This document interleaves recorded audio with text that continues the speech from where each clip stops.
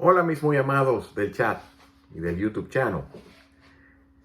Cuando uno lee el Antiguo Testamento, uno muchas veces se confunde porque piensa que el Antiguo Testamento es un libro de historias aisladas o quizás la historia de Israel y no entiende unas palabras que le dijo Jesús a sus discípulos al final de su ministerio terrenal, después de su resurrección, cuando 2 veces les mencionó que todo lo que está escrito en la ley, en los profetas y en los salmos era sobre él. Y cuando Jesús hace esa división triple del Antiguo Testamento, se refiere a la Torah, al Ketuvim y al Navim.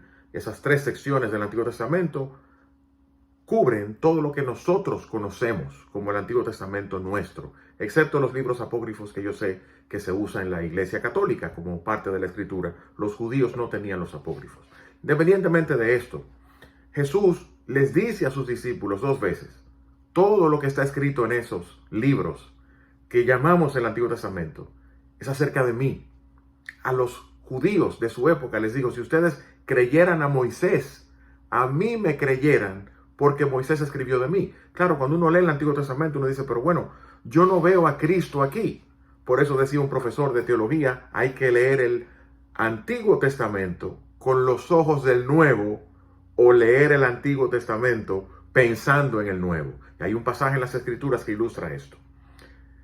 En el libro de Números se describe cuando Israel se queja de Dios y Dios les envía serpientes que los muerdan y los envenenen como juicio a la queja de Israel. Cuando Moisés va a interceder por Israel, Dios le dice, Moisés, hazte una serpiente de bronce y haz que los judíos miren a esa serpiente de bronce cuando tú la levantes, y el que mire a la serpiente quedará sano del veneno. Efectivamente, Moisés hace la serpiente de bronce, la levanta, y todo el israelita que miraba a esa serpiente era sanado del veneno que le habían causado esas serpientes venenosas que Dios mandó como juicio.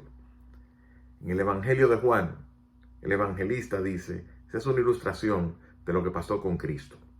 Y de hecho, dice el Señor hablando, así como levantó Moisés la serpiente en el desierto, es necesario que el Hijo del Hombre sea levantado para que todo aquel que lo mire a él tenga vida eterna.